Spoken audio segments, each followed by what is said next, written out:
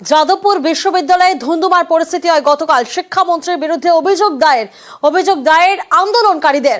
ব্রাত্য বসুর বিরুদ্ধে থানায় অভিযোগ দায়ের করেন আন্দোলনকারীরা।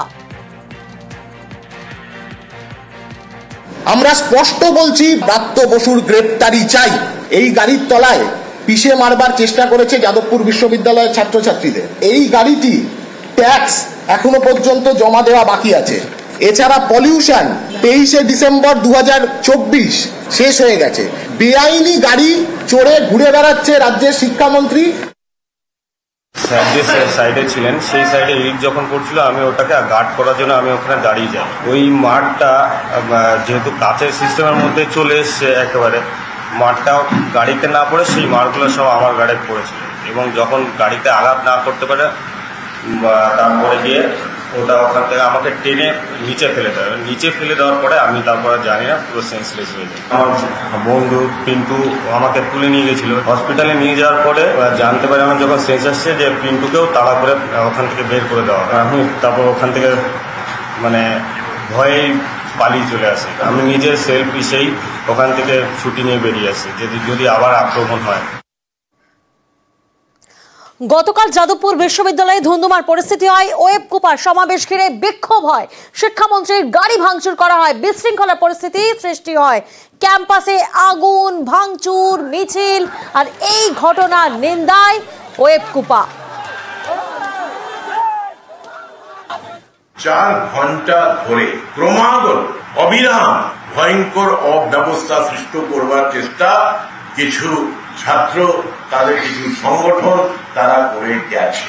মাননীয় শিক্ষামন্ত্রী তাকে কিভাবে হেনস্থা করা হয়েছে, কিভাবে তার উপর আক্রমণ শানিত করা হয়েছে, হিংসাকে উস্কানি দেওয়া হয়েছে, হিংসাকে সংগঠিত করা হয়েছে এবং তাকে কার্যত ঘেরাও করে রাখা হয়েছে। যাদবপুর বিশ্ববিদ্যালয়কে বদনাম করবার এবং যাদবপুর বিশ্ববিদ্যালয়ের নাম করে সমগ্র রাজ্যকে বদনাম করবার চেষ্টা করা হয়েছে।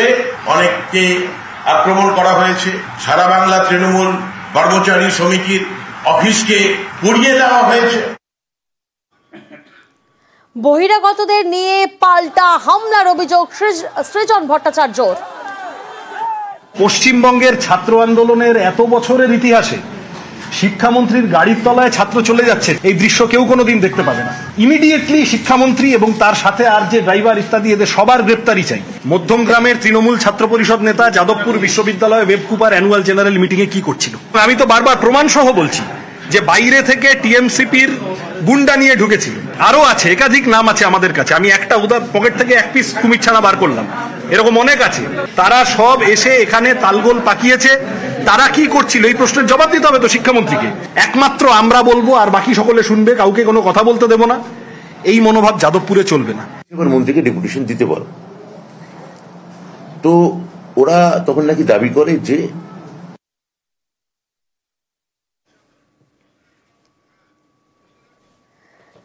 শিক্ষামন্ত্রীর গাড়ি ভাঙচুর, বিশৃঙ্খলা যাদবপুরে। গতকাল আমরা দেখেছি কিভাবে ধুন্ধুমার পরিস্থিতি হয়। যাদবপুর বিশ্ববিদ্যালয়ে ধুন্ধুমার পরিস্থিতি হয়, যেখানে শিক্ষামন্ত্রীর বিরুদ্ধে অভিযোগ পর্যন্ত দায়ের করেন আন্দোলনকারীরা। ব্রাত্য বসুর বিরুদ্ধে থানায় অভিযোগ দায়ের করেন এবং সেই ঘটনার পরিপ্রেক্ষিতে আমরা দেখেছিলাম আজ কিছুক্ষণ আগেই সাংবাদিক সম্মেলন করেন ওয়েব কুপার। সেখানে ওয়েব কুপার নিজেদের নিন্দা প্রকাশ করেন। যাদবপুরের তুলকালাম পরিস্থিতি, মন্ত্রীকে ঘিরে বেনজির বিক্ষোভ হয়। শিক্ষামন্ত্রীর গাড়ির চাকার হাওয়া খুলে বিক্ষোভ দেখান আন্দোলনকারীরা। গাড়ি লক্ষ্য করে ইট ছোড়া হয়। মন্ত্রী ও পুলিশের গাড়ি ভাঙচুর করা হয়। গাড়ির কাঁচ ভেঙে আহত হন মন্ত্রীর দেহরক্ষীদেরও মারধর করা হয় বলে অভিযোগ সামনে আসে। আর গতকালের ঘটনায় সরব হন কুণাল ঘোষ।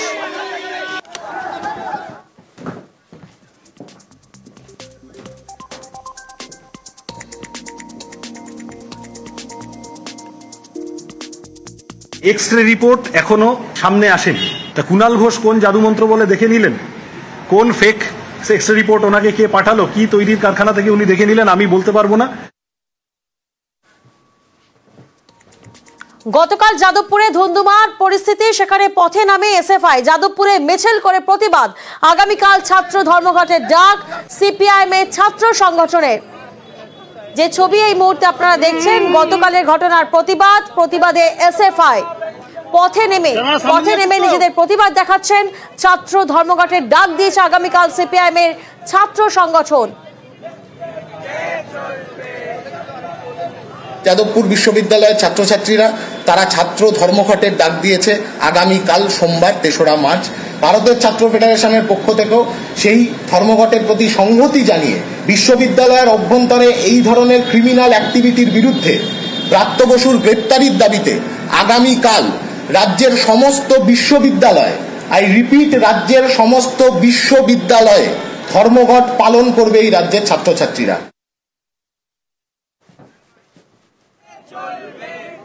বর্ধমানে যাদবপুরের ঘটনার প্রতিবাদ।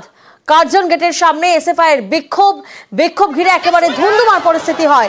কার্জন গেটের সামনে এসএফআই পুলিশ ধস্তাধস্তি পরিস্থিতি।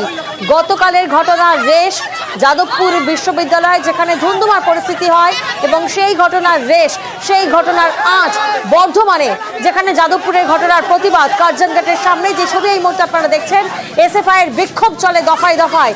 সেই বিক্ষোভ ঘিরে ধুন্ধুমার পরিস্থিতি হয়, যেখানে এসএফআই পুলিশ ধস্তাধস্তি পর্যন্ত হয়।